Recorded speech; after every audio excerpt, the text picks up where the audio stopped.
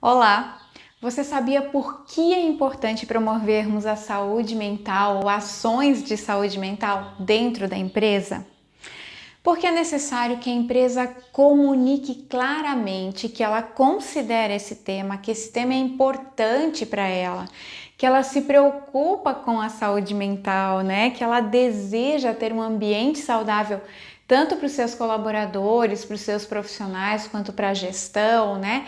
Enfim, para todos os envolvidos. Além disso, a empresa também tem como responsabilidade social reduzir mitos e estigmas, preconceitos, né, acerca desse assunto. Principalmente porque ali no trabalho é um dos locais onde a pessoa mais investe, né, a maior parte do tempo dela também e da sua energia.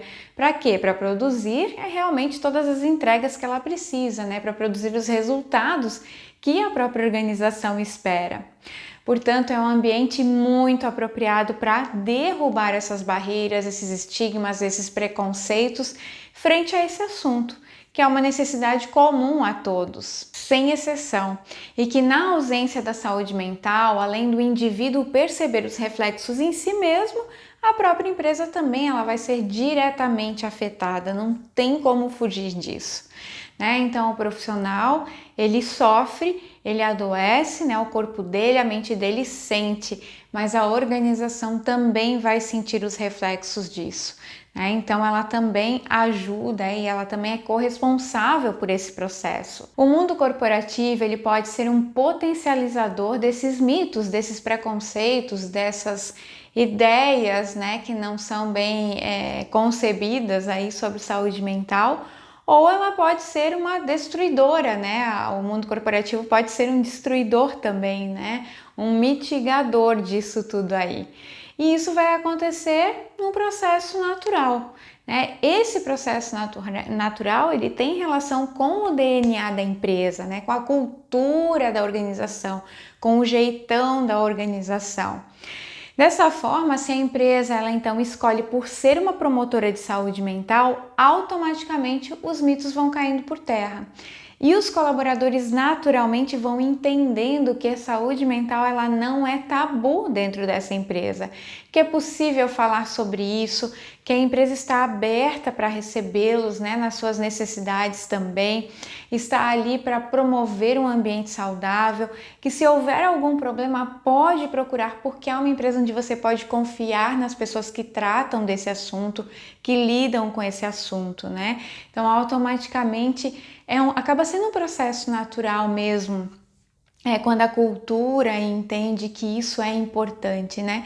As ações naturalmente vão acontecendo nessa linha e as pessoas também vão percebendo isso. Mas eu vou trazer aqui para vocês alguns mitos relacionados à saúde mental.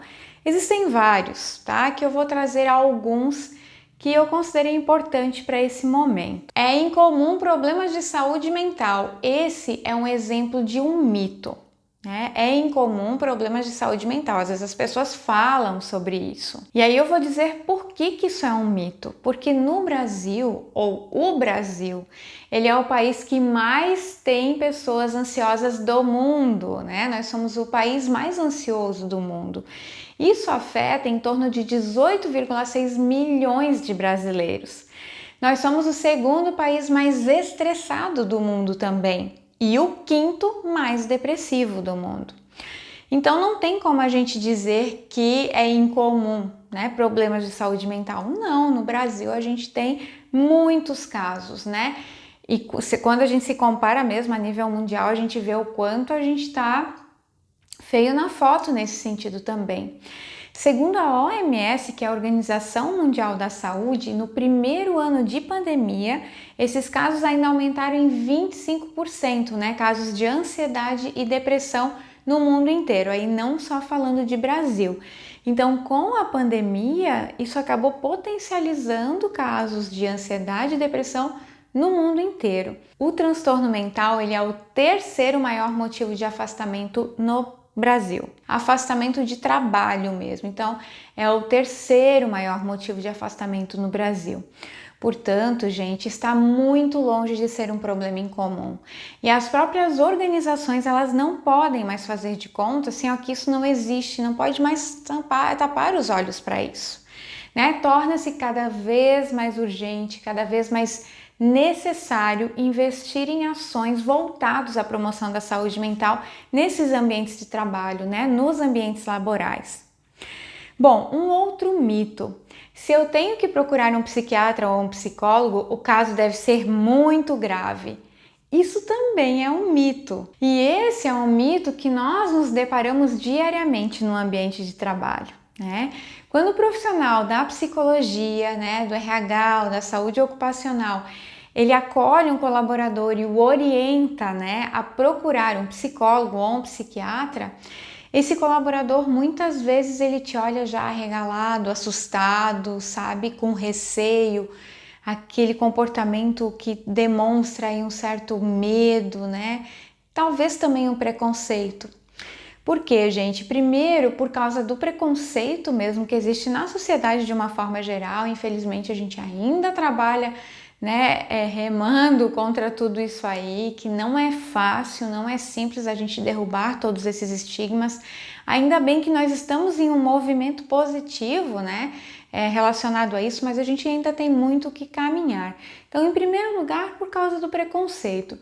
Em segundo lugar, se alguém está direcionando para esse tipo de profissional especializado, né, na saúde mental, ele acha então que a coisa realmente é muito grave mesmo, porque poxa vida, ele fica assustado, ah meu Deus, agora eu vou ter que procurar um psicólogo ou um psiquiatra. Depois ele pensa, bom, se eu preciso procurar é porque o negócio tá feio, né? Realmente o problema é muito sério. Só que nem sempre o é. Né? Nem sempre o problema é tão grave assim, é tão sério. Isso tudo a gente vai entender mesmo depois que o psicólogo e o psiquiatra, que são os especialistas em saúde mental, que vão poder nos dizer, fazer um diagnóstico adequado, apropriado e fornecer realmente um tratamento adequado também, né? Muitas vezes em conjunto, psicólogo e psiquiatra. Essa dobradinha às vezes acontece em conjunto quando é necessário. Então são eles que vão nos dizer realmente, ou dizer para esse colaborador, né, para esse profissional, se é muito grave, se não é, qual é o nível, o que realmente está acontecendo. Então isso quem vai poder dizer realmente são os profissionais habilitados para isso que trabalham lá na clínica. A gente tem que ter essa clareza dos nossos papéis também. E aí, falando em papel, o seu papel é diluir esse preconceito do colaborador, sabe? Tentar trazer ele para a terra e explicar, né, o papel desses especialistas, assim, com informações reais, com informações claras, para que ele consiga ter o conhecimento, a compreensão, né, do que realmente o psicólogo e o psiquiatra, o que eles fazem, como que é o trabalho deles, para tirar um pouco dessas ilusões, às vezes, que ficam na cabeça das pessoas também, né?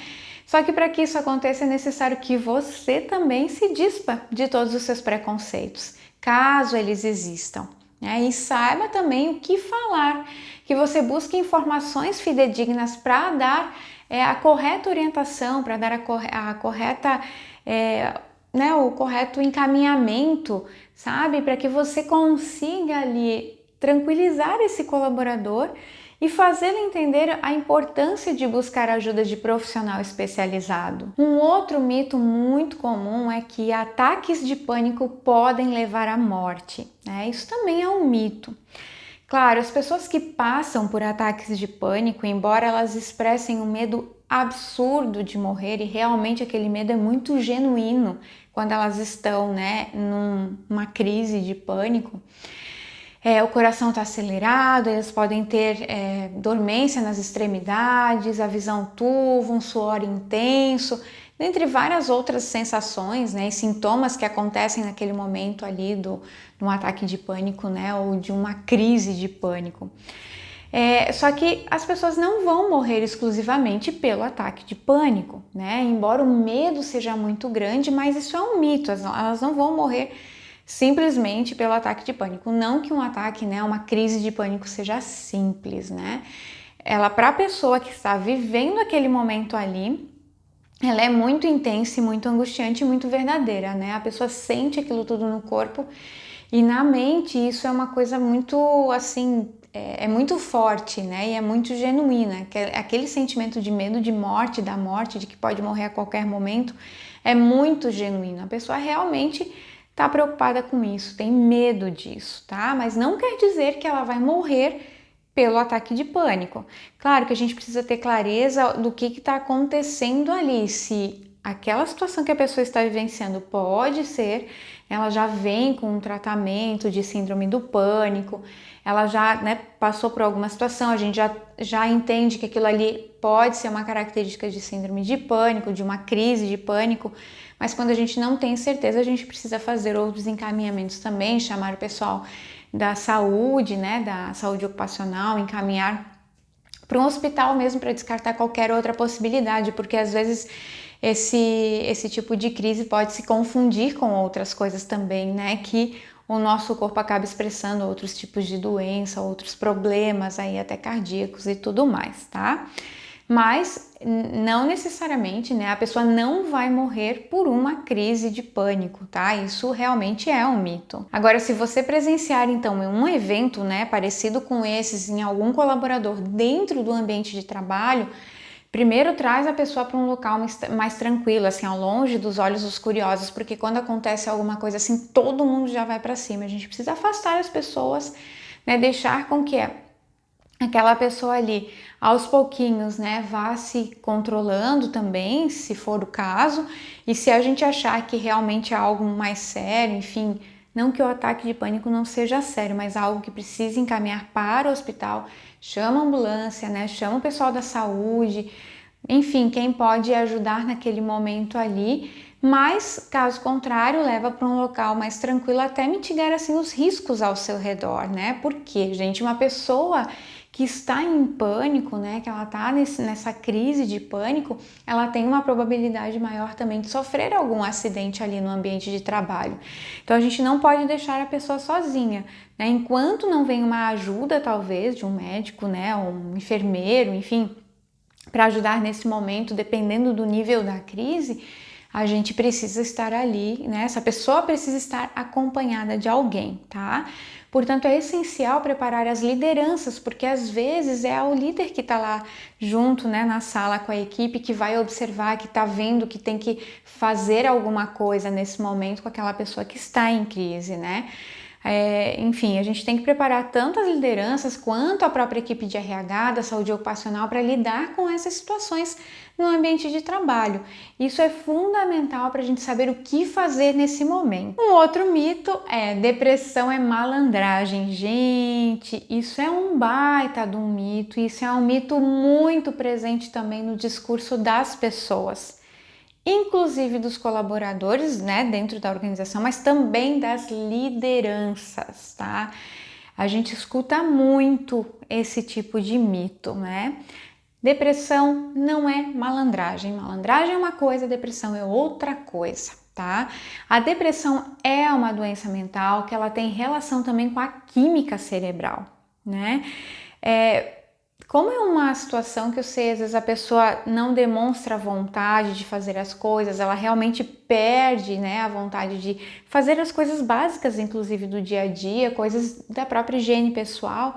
Às vezes quem olha de fora pode achar que aquilo ali é simplesmente falta do que fazer, falta de vontade, é malandragem. Mas isso é mito. Quem realmente está diagnosticado com depressão, está naquela situação ali, né, já sofre com aquilo ali, né, realmente está sentindo aquilo e não vê às vezes mais luz no fim do túnel. Ela não tem vontade, isso é um processo químico também, não é só do desejo de melhorar, entende? Então a gente precisa entender essa situação e quanto mais eu compreendo como isso se comporta, né, como é, que características tem isso, melhor eu consigo ajudar também, né? Só que a depressão ela precisa ser diagnosticada por um médico, psiquiatra, que vai orientar então como é que deve ser o tratamento, se também vai para psicoterapia, se vai atuar com medicação, né, se precisa, porque a gente também tem graus aí de depressão, né, diferenciados.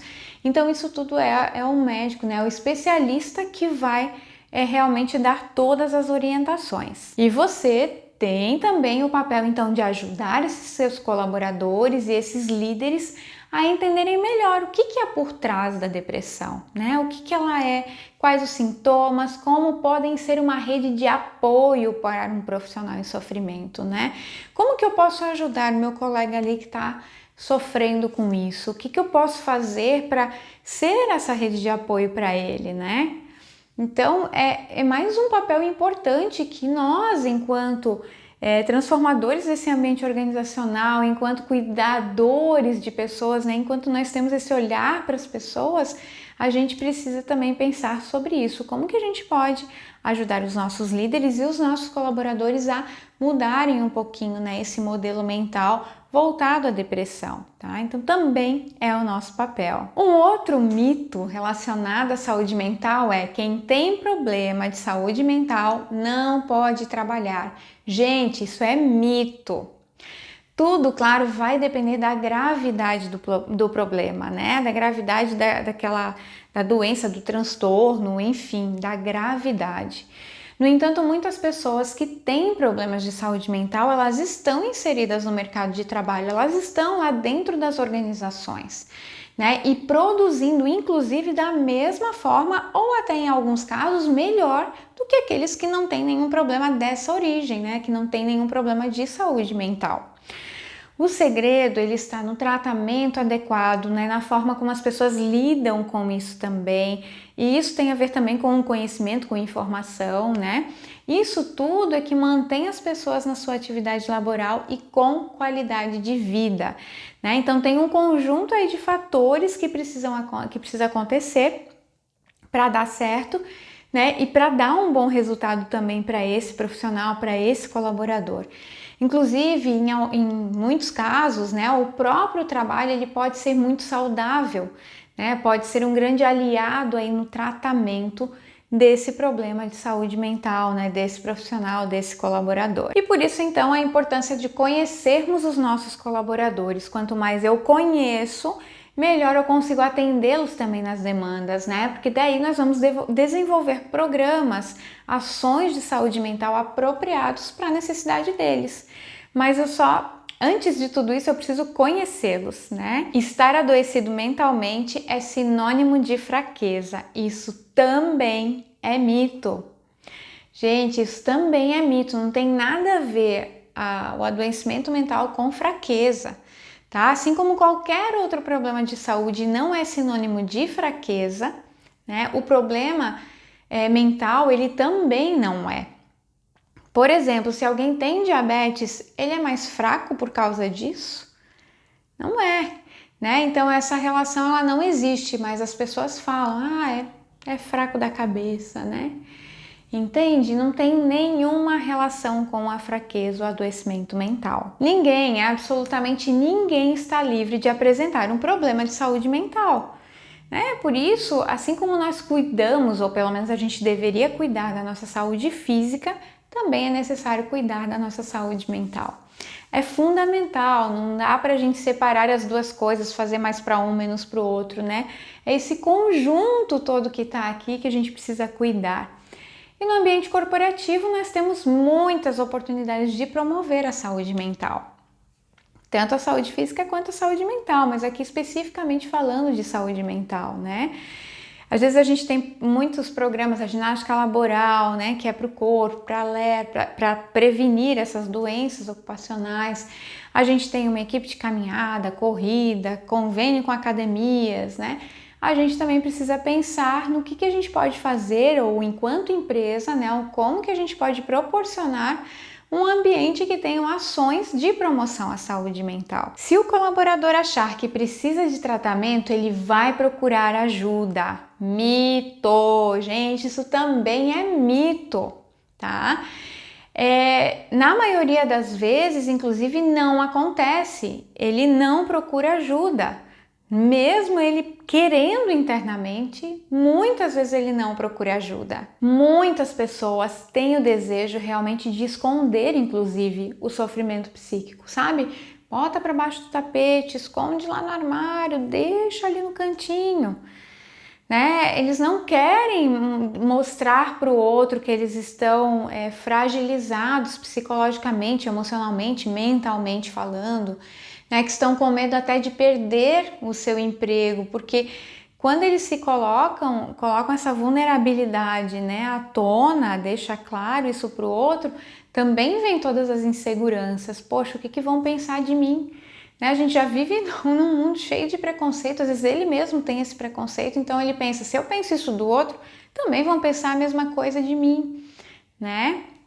Então as pessoas têm medo, às vezes até de expressar, porque acreditam, né, ou na cabeça delas, elas acham que elas podem perder o emprego caso alguém descubra. Então, o quanto mais discreto elas podem ser, o quanto menos expressivo, né, eles podem colocar isso, o sentimento, né, o sofrimento em si, externalizar isso, melhor é para elas, na cabeça delas, né? Além disso, muitos não sabem identificar o que realmente está acontecendo com eles internamente, e isso acaba piorando cada vez mais, né, o dia após dia, porque a pessoa não busca ajuda. Muitas vezes é por ignorância mesmo, por não saber o que fazer, por não saber quem procurar para consultar, né, para quem ele pode falar. E aí isso só vai piorando as situações. E em outros casos, ainda a pessoa ela tenta dar alguns sinais, como um pedido de socorro, um pedido de ajuda, mas ainda sem a coragem de externalizar, de falar, de pedir por essa ajuda, né? Então é mito dizer que se a pessoa quiser ajuda, ela vai procurar. Muitos relacionados à saúde mental, muitos não procuram ajuda, mesmo sentindo a necessidade. Mas o medo acaba sendo, o medo, o receio, o próprio preconceito acaba sendo muito maior. E ou elas só vão procurar ajuda em caso muito extremo, ou às vezes é quem está ao redor que vai observar isso e vai conseguir, né, dar a mão aqui, vão fazer alguma coisa por ti, né, o que está acontecendo, enfim. E às vezes, é a própria empresa onde ele trabalha que vai dar essa luz, né, que dá a mão ali, que o percebe, que o acolhe. Claro, gente, isso quando a empresa tem profissionais preparados para observar e lidar com a saúde mental e com o adoecimento mental ali no dia a dia do trabalho. Portanto, um programa estruturado de saúde mental, né? Um ambiente de saúde, um ambiente saudável, onde as pessoas tenham confiança, onde elas saibam onde buscar ajuda, elas saibam com quem falar, elas saibam que podem conversar com alguém e assim a pessoa vai estar ali sem nenhum julgamento. Isso é essencial para que esses colaboradores sejam bem assistidos e se sintam, inclusive, à vontade de falar sobre isso, né? E claro, isso vai também ajudar a direcioná-los a fazer o tratamento adequado, né? A buscar os recursos que eles precisam para que depois eles voltem, né? Retomando aí a sua vida profissional e pessoal também com qualidade, né? Por inteiros ali, não com essas preocupações aí que acabam às vezes interferindo diretamente na performance deles, no desenvolvimento deles laboral mesmo, né? Um outro mito: quem tem amigos não precisa consultar com psicólogo. Nossa, gente, isso também é mito. Amigo é amigo, psicólogo é psicólogo. São duas coisas totalmente diferentes, duas categorias totalmente diferentes, né? Se o colaborador ele está em sofrimento a nível mental, emocional, né? É importante que nós saibamos identificar e fazer os encaminhamentos necessários, gente. Porque a maioria dos profissionais, eles são leigos no assunto e acreditam que uma conversa com amigos vai resolver tudo. E isso é mito. Eu não tô legal, mas eu vou, né, fazer um happy hour aí com um amigo meu, vou falar o que eu tô sentindo, né, bater um papo e ele vai conseguir me ajudar, isso aqui vai passar. Então, as pessoas têm muito essa crença de que o amigo vai conseguir ajudar. Só que isso é mito, porque o amigo ou o familiar conhece muito esse colaborador, conhece muito a história dessa pessoa, né? Está envolvido emocionalmente com essa pessoa, tem um vínculo diferente, né? E vai poder querer, de repente, ajudar, dando algum palpite, né? Alguma coisa que pode ser inapropriada para aquela pessoa ali naquele momento que ela está vivendo, além, inclusive, de não estar isento do julgamento, né? E muito menos preparado para lidar com tal situação, porque são coisas que fogem do nosso dia a dia. Um conselho, né, uma escuta, isso pode ajudar às vezes mais até a escuta do que o conselho, porque o conselho ele tem julgamento junto, né? Mas a escuta, deixar a pessoa falar, pode aliviar o fardo para ela, mas não vai resolver o problema. Para você ter ideia, por exemplo, psicólogos, eles não devem atender seus familiares nem amigos, justamente para que esses conteúdos, os conteúdos dessa relação, eles não interfiram no tratamento, né? É uma relação cheia de apegos, de coisas, a gente está muito próximo um do outro, não dá para misturar, né? Então, o psicólogo não pode atender nem um familiar e nem um amigo, justamente para isso, né? Para que não haja interferência da parte pessoal com a parte profissional ali mesmo, porque é muito difícil fazer essa separação quando a gente está envolvido emocionalmente com a pessoa. Se você for um profissional da psicologia que atua na área organizacional, faça esse acolhimento adequado do colaborador em sofrimento, né? Dê as orientações, os encaminhamentos, né? Enfim, precisa ser encaminhado para o médico do trabalho, o médico vai encaminhar para o psicólogo ou encaminha diretamente para o psiquiatra, enfim, dá as orientações, os encaminhamentos devidos, tudo de forma muito individualizada, mantendo o sigilo e também a isenção do julgamento. Você não está aí para dizer que está certo, que está errado, que ele devia por ali ou por aqui, não. É escutar, entender a demanda e fazer as orientações. É como se fosse uma triagem rápida ali, um acolhimento, um apoio para esse profissional também. Problemas de saúde mental são para a vida toda. Outro mito. Gente, tudo vai depender do problema e da gravidade do mesmo, né? Claro, alguns problemas podem ser para a vida toda e a pessoa vai convivendo, fazendo os tratamentos e vai vivendo, né? Buscando a qualidade de vida da forma como ela pode. Mas não são todos os problemas de saúde mental. Tudo vai depender, então, do problema e da gravidade, tá? Falando de depressão, ansiedade, estresse, que a gente vê bastante aí no nosso mundo, é muito comum, né? Muitas pessoas, elas se sentem recuperadas, né? Totalmente após o tratamento, sendo um tratamento adequado. Outras, inclusive, podem ter alguma piora ao longo do tempo, né? Elas podem perceber os altos e baixos ali da vida também, porque existe esses altos e baixos, e às vezes elas podem se sentir piores ainda. Outras ainda podem precisar manter o tratamento a longo prazo. E o médico às vezes não dá nem o prazo que vai ser, é a longo prazo, mas a longo prazo é o quê? Né? Isso tudo vai depender do acompanhamento ali do dia a dia. Então, o senso de recuperação, né, da percepção de recuperação vai depender da percepção de cada um. Como cada um olha para o seu tratamento, como cada um se sente, se percebe de fato, né, nessa evolução aí do seu tratamento e, claro, sempre buscando essa melhora também para a sua vida, né?